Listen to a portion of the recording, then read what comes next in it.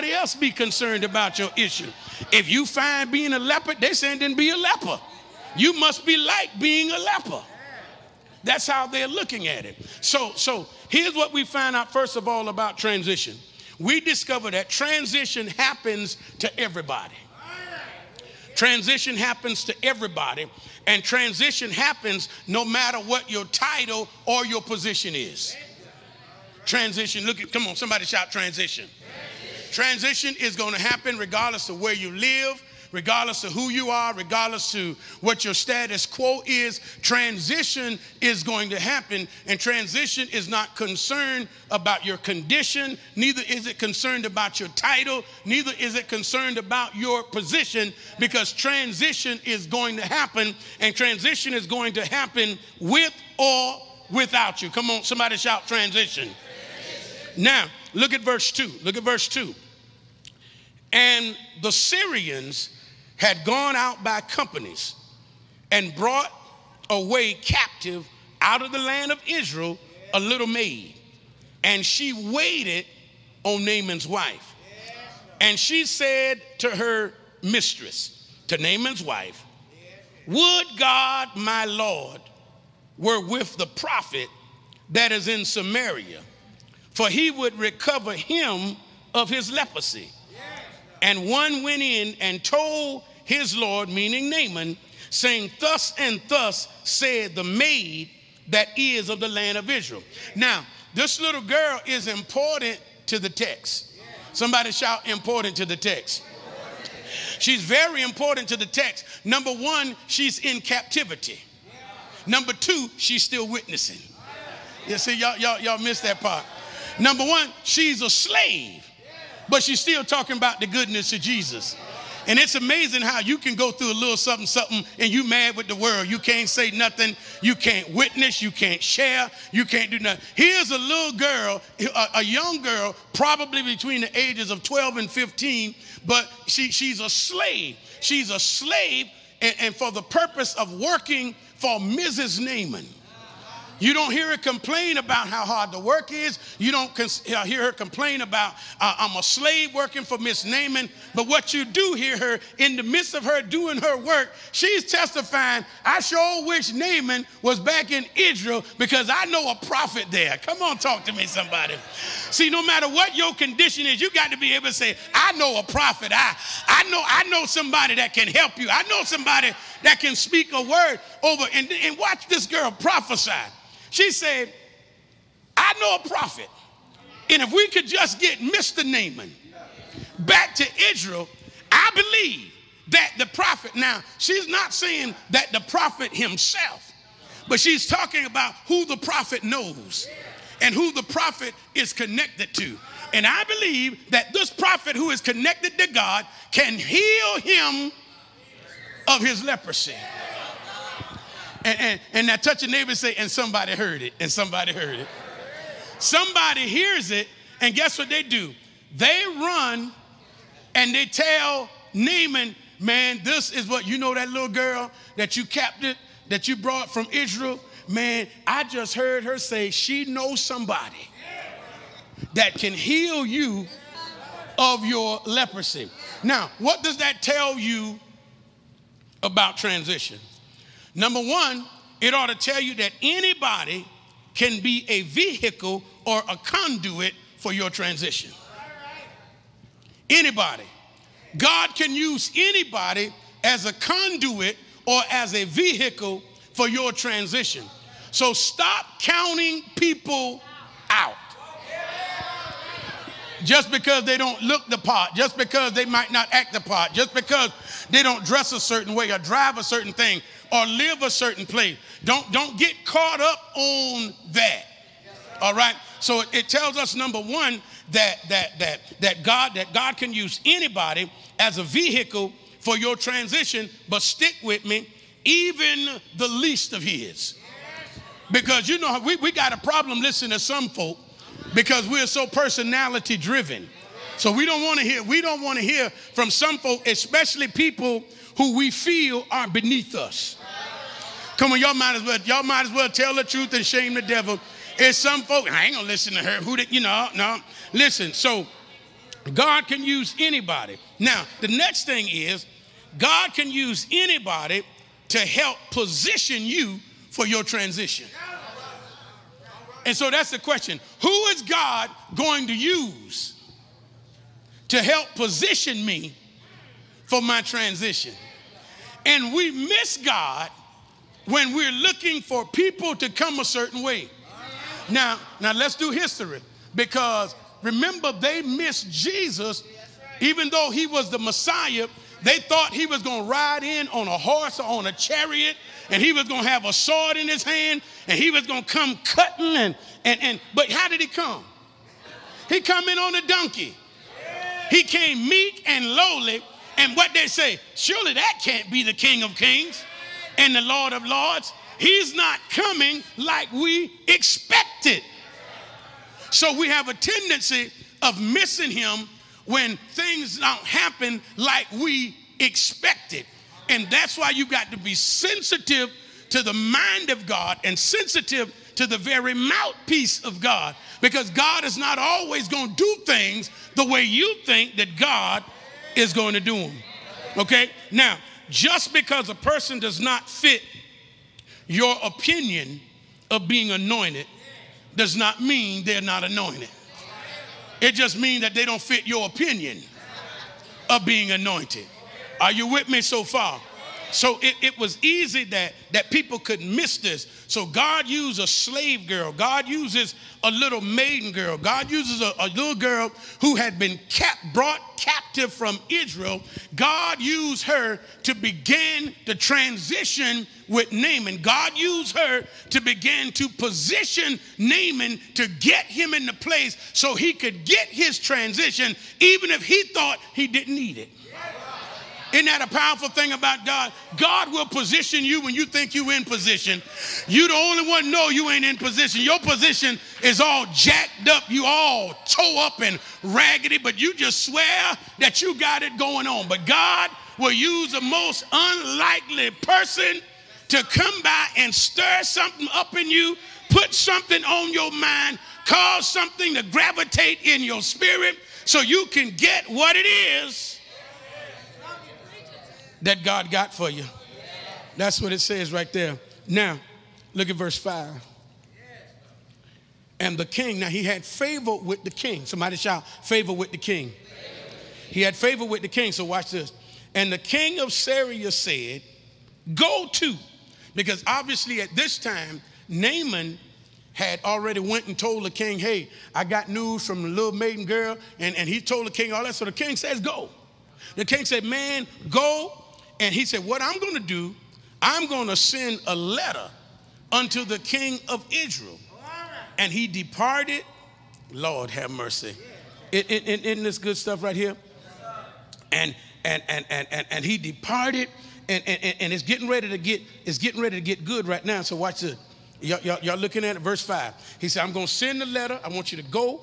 And Bible said, and he departed, and he took with him 10 talents of silver, 6,000 pieces of gold, and 10 changes of clothes.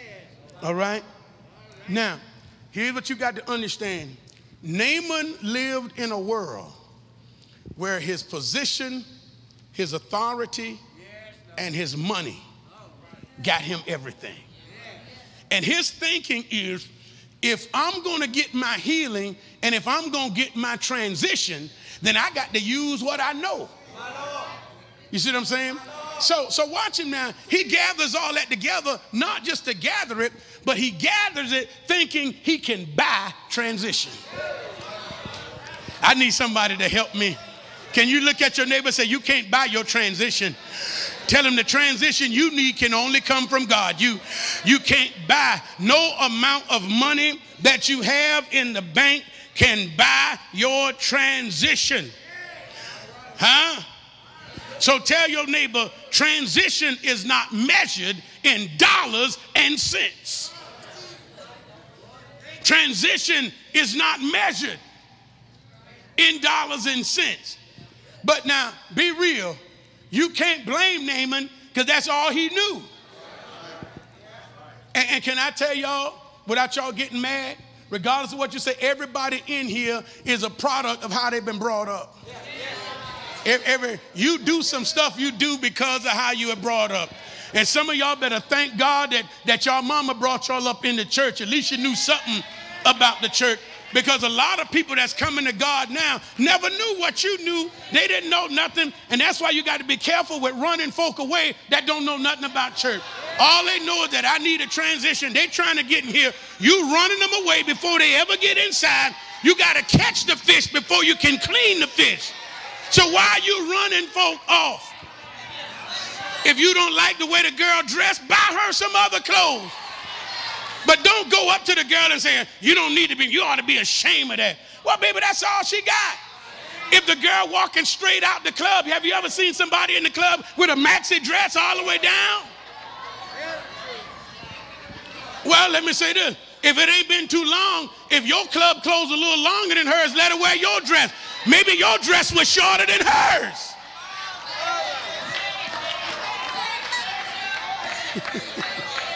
Come on now. So we run folk away. We don't even give people an opportunity to come in and settle in and get changed. People come looking for stuff, and then you all up in their face. And they don't even understand the culture. They don't understand the language. All they understood is, I'm just going to give that Jesus man a try. Then before they can get in good, they're going right out the door because you done come up and done said something crazy. Your child ain't got no home training. What they do? Come on. I was just with you and your children last week.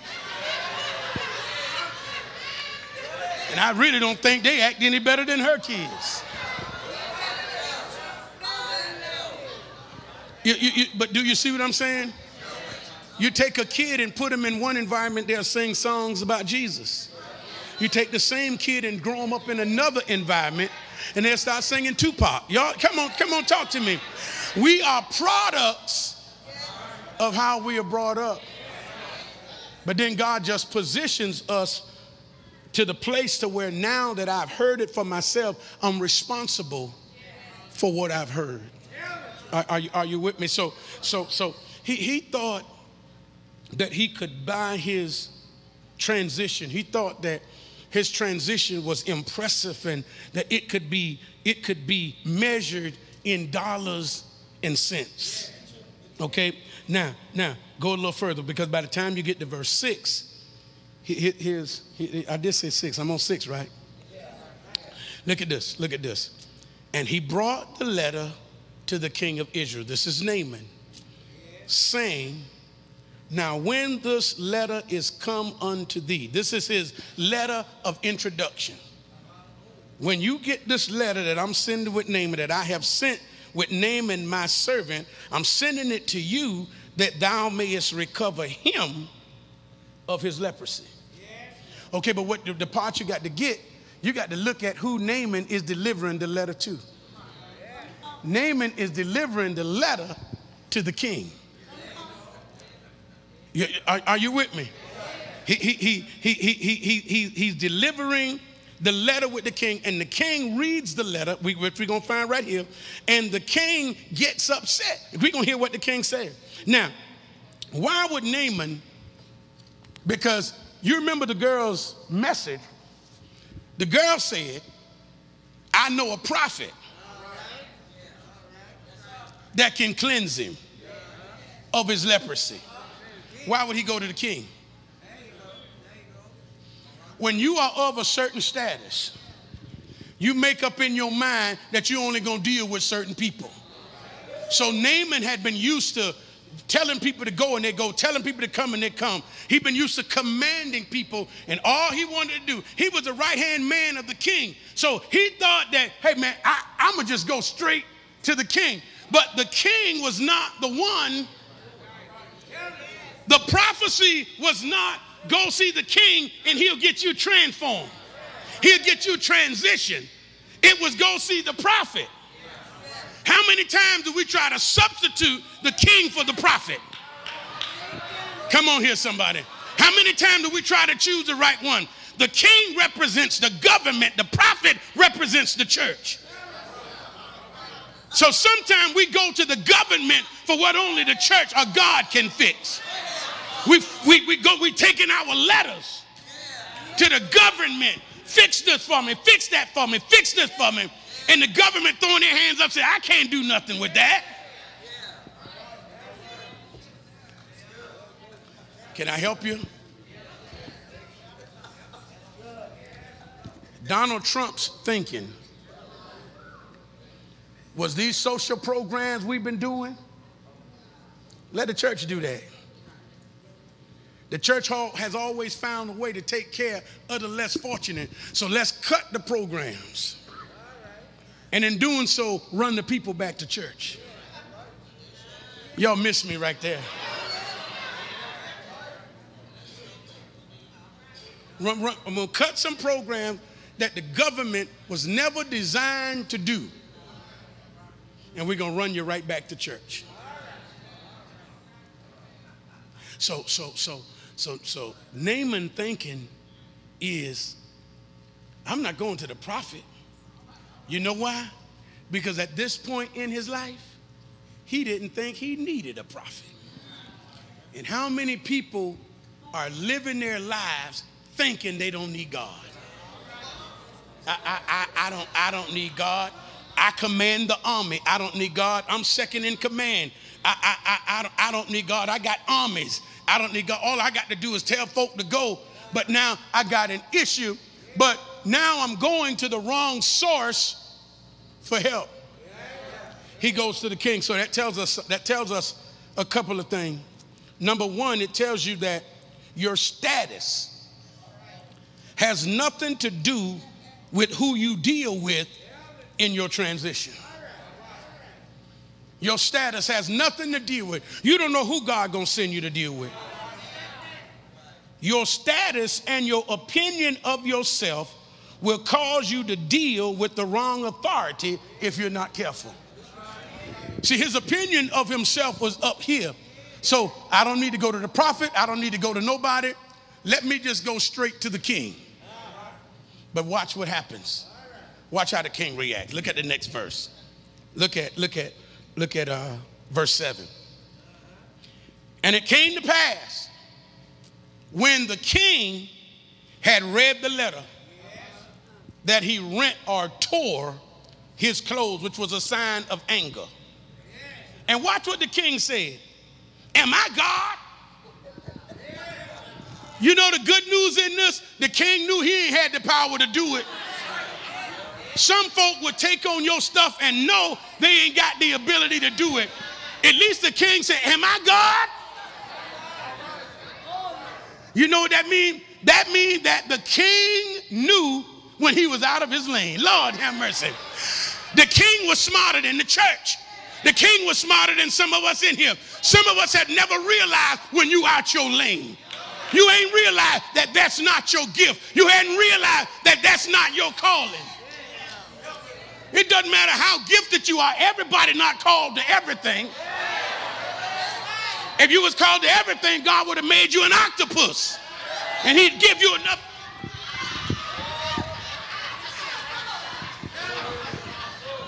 Come on, tell your neighbor, I ain't called to everything, but I am called to something.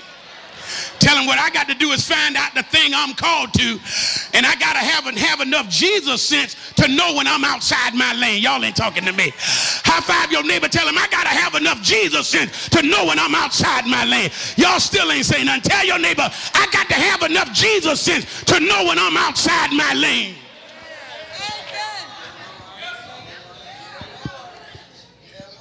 What you cooking for? You can't cook.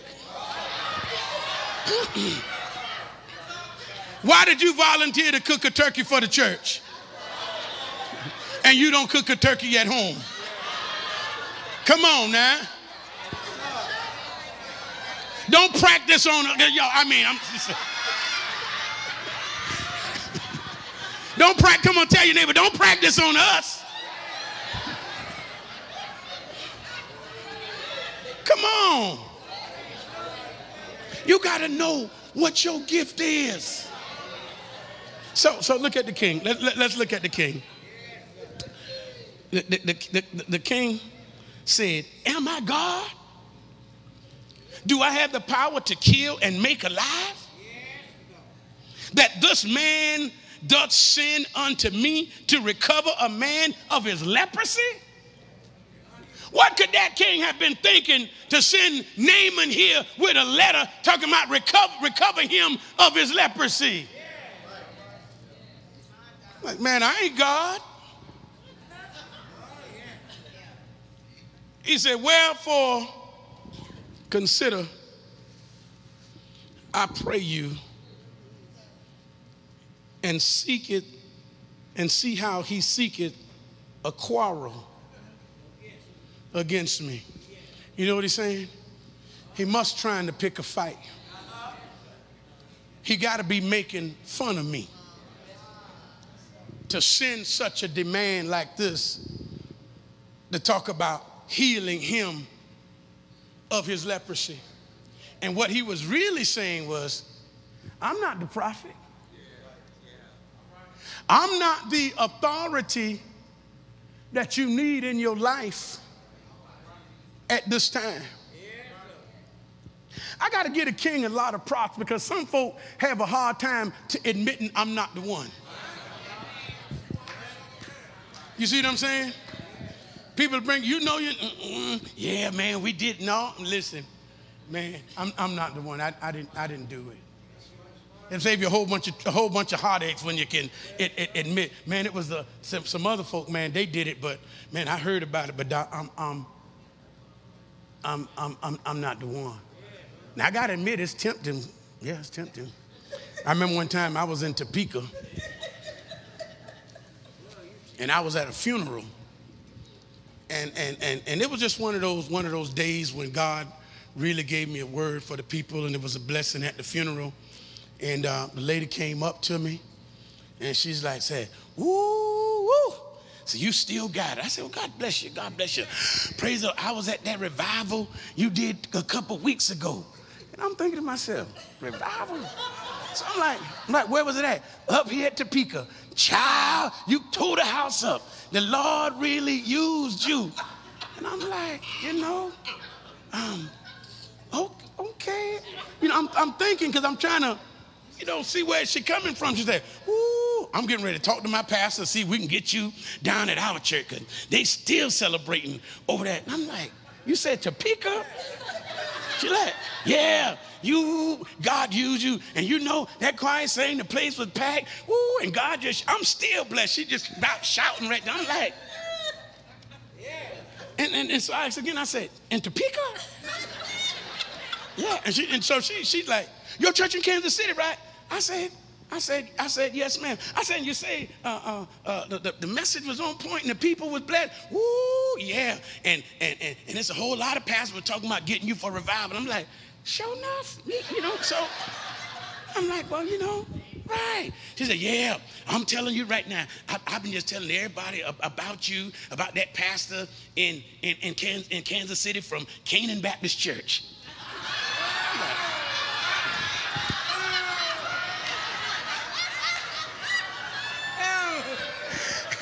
Yeah, he passed the Canaan. That woman was talking so much, I didn't pull my cards out. I was like, "Now, what you say? Down here, all in Topeka?" Talking about from Canaan. I was like, "Oh." I said, "You're talking about Pastor Cobbins." She's like, "Yeah, oh yeah, you ain't Cobbins?" I said, "I look better than him. I'm not him." I said, "Cobbins ain't never looked this good. Not good as I look." I said, "I done went from happy to insulted." You know, you'll be talking about Pastor Cobbin. No, God ain't in what you were saying. I can't come down there. God ain't in there. But I told him, I said, "Boy, I was this close to taking that credit." I said, it was sounding tempting until she said the name. I was like, "No, I said, "I know him. I'll tell him, you know what you said and all of that." But it takes something to tell people I'm not the one. You know, it ain't me. So we got to give the king credit because the king says, "I'm not the one." Okay? Now, watch this. Transition will require a change of thinking and mindset. Your old mindset will always bring confusion to what and where you're transitioning to. This is where Naaman is dealing with his old mindset, and there's some confusion because he don't really know who to go to. You know, he's caught up in pride. He couldn't go to the prophet, so he thought he could go to the king. And how many know anytime pride precedes you or pride come in the front of you, pride always coming before the fall. So he was getting ready to have a hard time to transition. But look at verse 8. Somebody said, thank God for verse 8. Look what happened at verse 8. Verse 8 says, and it was so when Elisha, the man of God, had heard that the king of Israel had rent his clothes, that he sent to the king saying, wherefore hast thou rent thy clothes? Let him come now to me, and he shall know that there is a prophet in Israel. He's at the king's house when he should have been at the prophet's house. Y'all missed me right there. How many of us are at the king's house when we should have been at the prophet's house? He was about to miss. You know why? Because he was at the wrong house. He's in the wrong house and he's about to miss his transition. So the prophet gets word. And how many know that God always finds a way? No matter where you are, what you're doing, word always get back to God because he's all knowing, he's all seeing, he's everywhere at the same time. And even if you try to go to the wrong place, God will still find you. All right, now watch this, watch this, watch this, watch this. First of all, tell your neighbor, transition is a God thing.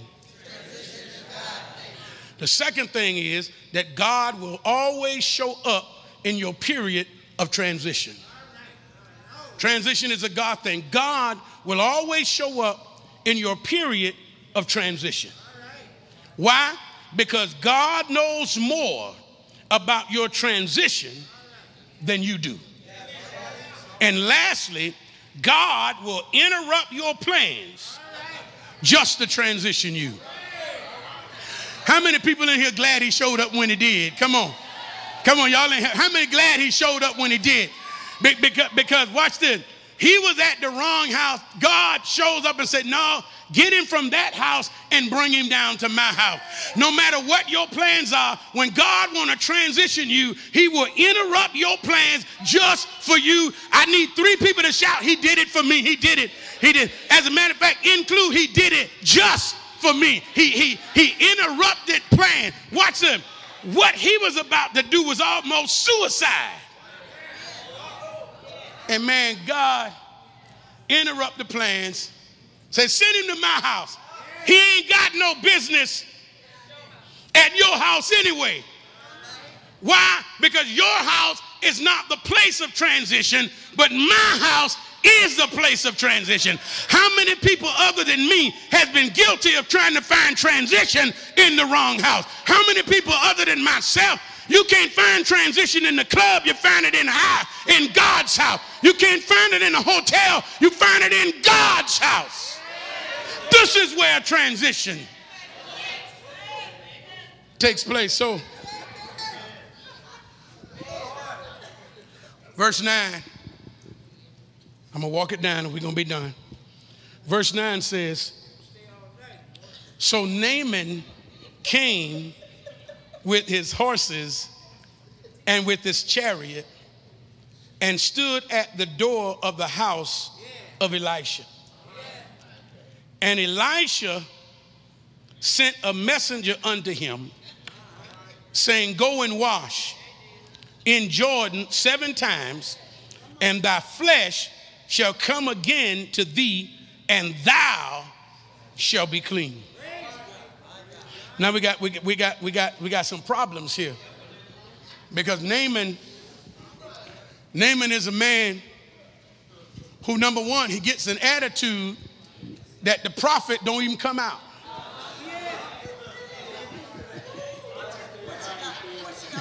He ain't used to doing nobody doing that. Who do he think I am? He ain't even got the decency to come out and see me.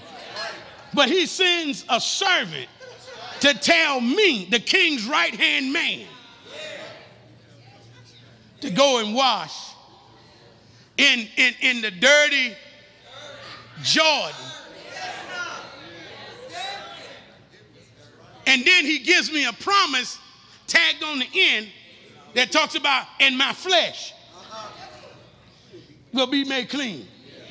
He's struggling with that because he can't see how dirty water. Y'all missing me right there. He can't see how dirty water is going to make him clean.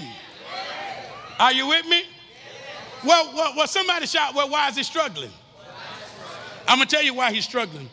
He's struggling because God's method of transition don't always make sense. Ooh. God's method for your transition, and I know you got this thing in your mind, you know, the picket fence and the baseball, apple pie, hot dog, and Chevrolet. You got that, the dog and the cat and the boy and the two girls. Come on, you got it all. You got it all figured out. You pictured your transition from the time you was a kid. You envisioned it. And now you're locked in on it. The only problem was you never asked God how he was going to do it. And so now that God don't transition the way you want the transition, you mad with God, you mad with the church, and you mad with the preacher that tell you God gonna make a way. Y'all ain't even talking to me. How could he get up there every Sunday? Well, you the one, remember, you locked into that transition. You said it was gonna happen like this. You said it was gonna go like that. You told God you wanted somebody tall, he gave you somebody short. You told God you wanted somebody with hair, he gave you somebody bald head. Come on here. Y'all. You told God you wanted, somebody muscle. He gave you one of us that need to go on the diet. So I'm just saying God does it. Can I preach it right? Can I? And so you get stuck in the transition method that you want. And ain't nothing working. And you mad with the world, and instead of you praising him, you went around talking about God done forgotten me, and you got this long sob story, and it's getting too late for me. My biological clock is ticking, and every lie that the devil could throw at you in line with it. You just grab it hook, line, and sinker, and really you mad because that's not the transition that you had in mind. So he's struggling because the method of God's transition doesn't make sense. And when it comes to transition, your ways are not God's ways. Your thoughts are not God's thoughts. If you think you can just walk into transition, you got another thought coming. Can I tell you why? Because transition will always require more than what you're willing to give. Transition will always require more than what you're willing to give. I know I'm transitioning, so I'm going to give him some. But I never thought that my transition will require me giving as much. And in your transition, he ain't asking for your money, he asking for you. He wants you in the transition. In your transition, God just want to be number one. He said, love me more than you love all that other stuff. Love me more than you love everything else. Make me number one. But you know what? You're still struggling because you got stuff before him. You're still struggling in your transition because you got things in your life that's more important than what God is. And so you're wondering why I ain't going nowhere. Why am I stuck in the middle of this transition? Why am I having so many delays? Well, don't you know he's a jealous God? Didn't you hear him say, I have no other God before me? But yet you want to be where he wants you to be because you heard about the ending, but you're not ready to start where you need to start so you could get to the ending. He said, I got for you an expected ending, and you got it all jacked up because you wanted to start how you wanted to start. And ain't that jacked up? You wanted to start how you wanted to start, but you wanted to end like he said it's going to end.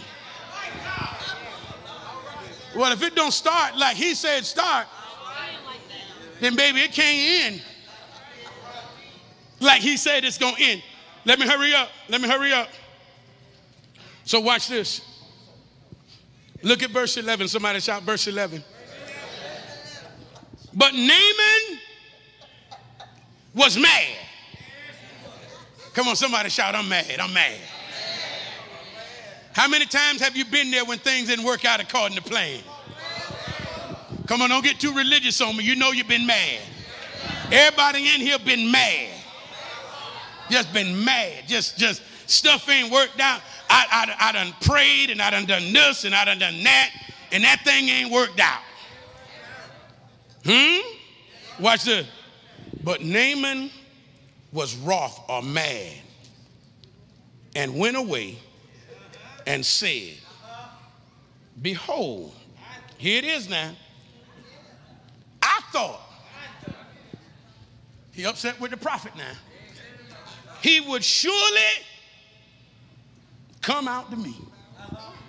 He must not know who I am. And stand, call on the name of the Lord his God, and strike his hand over the place and recover the leper. You know what he was saying? I thought he was going to come out, stand before me, call on God, and lay his hand on me. That's what it means by strike the place and lay his hand on me. And he didn't do that. And I got mad. And when I got mad, I duplicated what the rich young ruler did. I walked off. And I walked away. Because I don't want to serve a God who ain't going to do it my way. I'm not going to serve a God who don't want to transition me the way I feel I ought to be transitioned. After all, I did make myself. I did create my own self in his image. I did wake my own self up this morning. I gave my own self breath. I gave my own self activities of my limb. I gave my own self the ability to do it. And I'm not going to serve a God that's not going to do it my way. So he was on the verge of missing God in his transition. He's right at the brink. And the only thing between him and his destiny, him and his ultimate transition, was his obedience to God. All right? So stick with me, because you got to picture this whole thing. Watch this now. Your transition is always designed to stretch you beyond where you're willing to go. Your transition is always going to stretch you beyond where you're willing to go. See, God will tell you, I want you to do this. And you'll tell God, I'm willing to go at least this far. God said, but I want you to go all the way over there. And we're like, God, can't we just, I trust you to this point. Is it really necessary for me to go all the way over there? Here's what scripture says. If a man asks you to go 1 mile, will you not go with him 2? So when Jesus say 1, he mean 2. Y'all missed me right there. Huh? When he say 2 fish and 5 loaves, it means 5,000 plus. Y'all know by now Jesus don't count well. He get his counting all, Are you with me? So your transition is always, you got to go beyond that place. And it's a place that stretches you. I got to hurry up to a close. Watch this. So it's designed to stretch you beyond where you're willing to go. Here's the part I want you to get.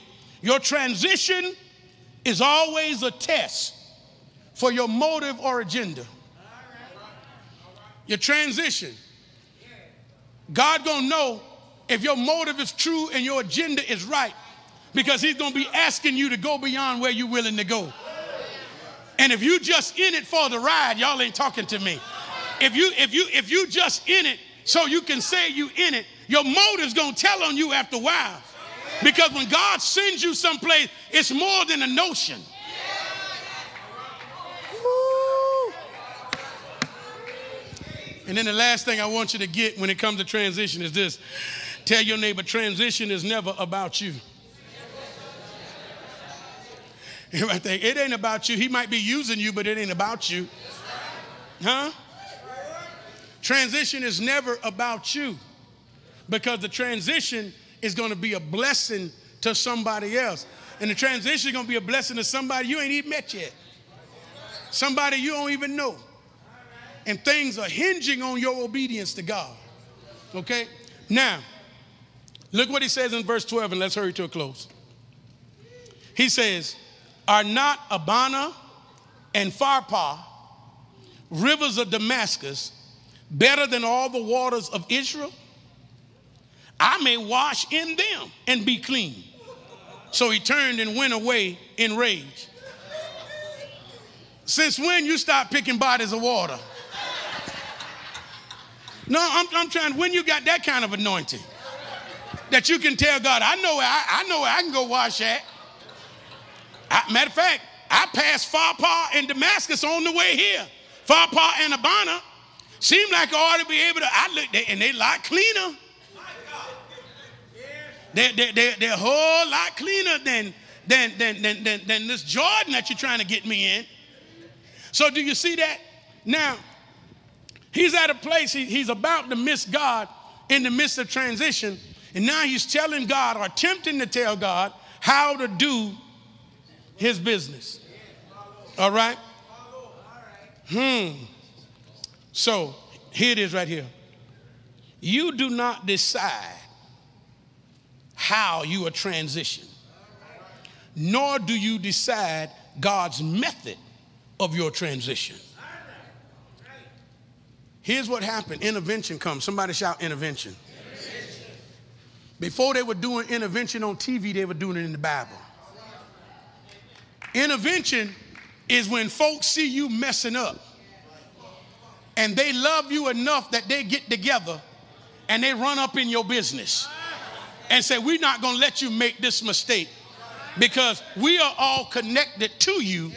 And if you make this mistake, you're going to mess up the destiny of the family to come. You're going to mess us up for generations. I dare you, I wish I had a friend that can say, you ain't going to mess up the destiny of your whole family. You're not going to mess up generations to come with that kind of behavior, with that kind of thinking. What we're going to do is have ourselves an intervention.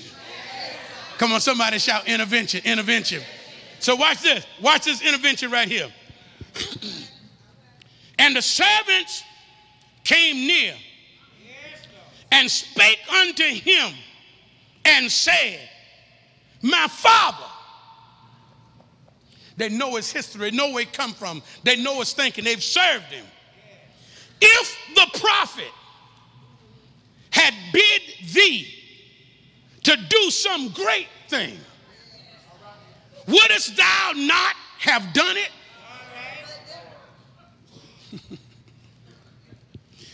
If he asked you to preach, you'd have been ready to do that. But see, going into Jordan was like asking somebody to go clean the bathroom. Pick up the paper outside. You got the anointing to speak in people's lives and lay hands on them, but you don't have the anointing to take the same hand and pick up a piece of paper. Seem like if the anointing is in your hand to lay on somebody, the same anointing ought to be in your hand to clean the bathroom or to sweep a broom or to, y'all ain't talking to me in here. You can't pick and choose. The greatest among us is the servant of all. So if he had told you to do a great thing, you would have been the first one. Every other Sunday, you get here 9:45. The bishop told you he wants you to preach, you've been here 8:30. You've been here early. Matter of fact, you be called an apostle. You here yet? I'm in the back. I'm in the back waiting on you. See, what you got to understand is God sees your behavior. God sees how God rewards you. And some of us are just so daggone mean. We're mean. We don't care what we say to people with our mouth. I'm talking to some of y'all in here right now. You don't care how you talk to people. You slash people up. You just say anything in Jesus' name. God don't like that foolishness. Am I preaching or what? Am I doing it? If you join in and say, hey, man, you won't know I'm talking about you. Just join in, yeah. That's how you got to do it. You got to learn and join in. Praise the Lord. I know you're right, Apostle. I mean, you sitting here like, look. Then I got you. Are you with me? Watch this. Watch this, and we got to go. Then he says, how much rather then, when he saith to thee, wash and be clean.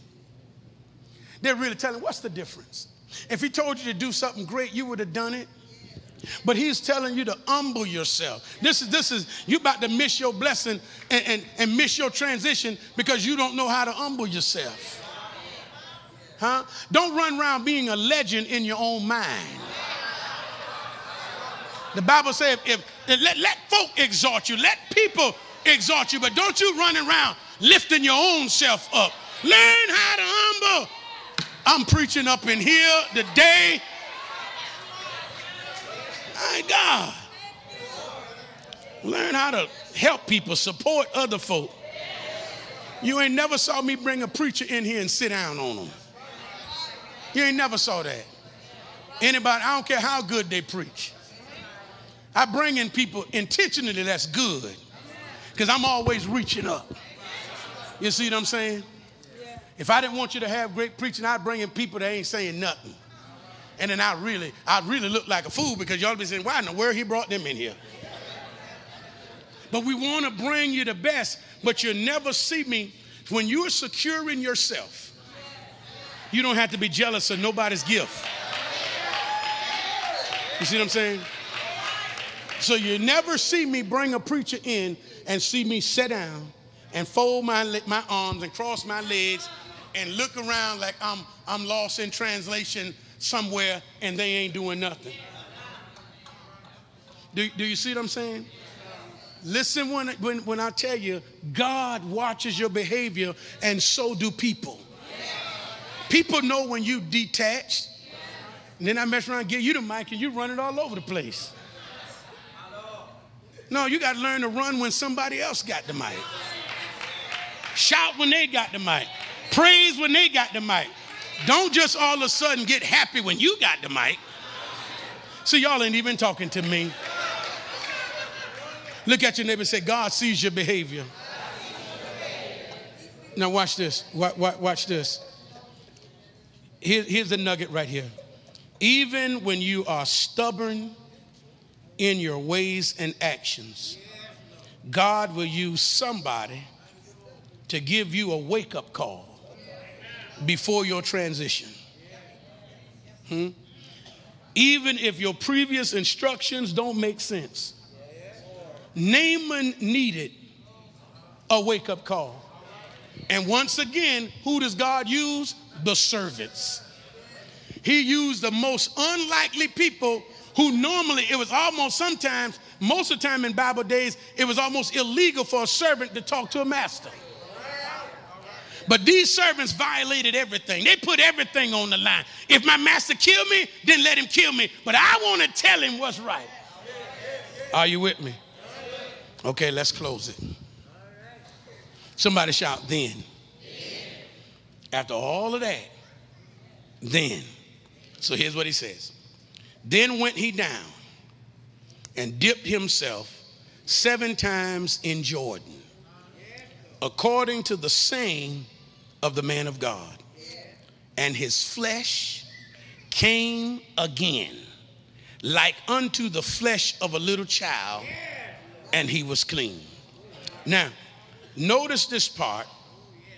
He went, he dips, and everything God says come to pass. But notice what he says, and his flesh came again, which means he at one time had clean flesh before he caught leprosy. Obviously, he had forgotten. Some people forget. He had forgotten what things was like. Because, and the reason why I say he had forgotten, because if he hadn't forgotten, the Lord wouldn't have had to go through all of this just to get a blessing to him. But when you have forgotten where your blessings come from, when you have forgotten how good God has been to you in time past, you have a tendency of being a little slowful. But let's look at the text. He hears what God is saying. Transition requires two things: obedience and a willing participant. All transition requires is obedience and a willing participant. Naaman was both. He finally got to a place where he recognized that his transition depended on his obedience. And ultimately, he was willing to follow the instructions that God had given him. 15. And he returned to the man of God, to the place that he didn't even want to go in the beginning. And he returned to the place he tried to avoid. He returned to the man of God. He and what else? And what? And all his company, and came and stood before him and said, behold, now I know that there is no God in all the earth but in Israel. Listen to this. Transition that leads to transformation will always have a testimony. Transition that leads to transformation will always have a testimony. What is this testimony? Now I know that there is no God in all the earth but in Israel. Well, how do I know it was a testimony? Well, remember, he was mad, but now he's glad. He was upset, but now he's praising. Are you with me? Let me, I got one more thing, and we're going to close. I'm done. Let's finish the verse on 15. Okay. And he returned to the man of God, he and all his company, and came and stood before him and said, behold, now I know that there is no God in all the earth but in Israel. Watch him now. Watch him now. Now, therefore, I pray thee, take a blessing of thy servant. You know what happens? A transition seed is always in order. When God has blessed you, when God has been good to you, when God has brought you out of something, he turned around. And the difference in this time and last time he was trying to buy it. This time he not just giving it, he's saying take it. He said, I'm at a place, I'm convinced that there's no God in all the earth but in Israel. Now take a blessing. Y'all missed that part right there. Tell your neighbor, take a blessing. He said, take a blessing, which means his mindset had now transitioned to the point of transformation, and he doesn't see it like he used to see it, because whenever God transitions you and he gives you the results of transformation, your mindset. Am I in the right house or what? Your mindset can never be the same. So let me close with this. So not only that Naaman's flesh, but Naaman's spirit, Naaman's mind, Naaman's mindset. Everything was purified and transitioned through this whole period with God. And his transition led to a testimony that led to transformation, that led to him telling the man of God, I didn't do it right the first time, but can I ask you this time, can I just give you a seed? Can I sow? Come on, y'all got to talk to me. Can I sow a seed in ministry? But this time he does it, and he do it with purpose. Because in the midst of his transition, he realized that he couldn't miss God. Come on, clap your hands. Let's go home. Let's go home. Let's go home. Woo!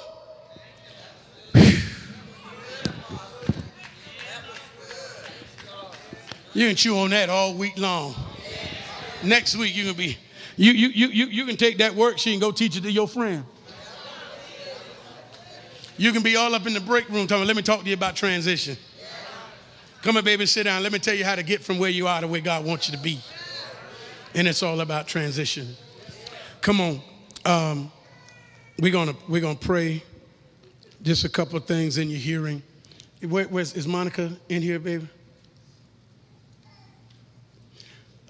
Tell Anita to come and talk to me about the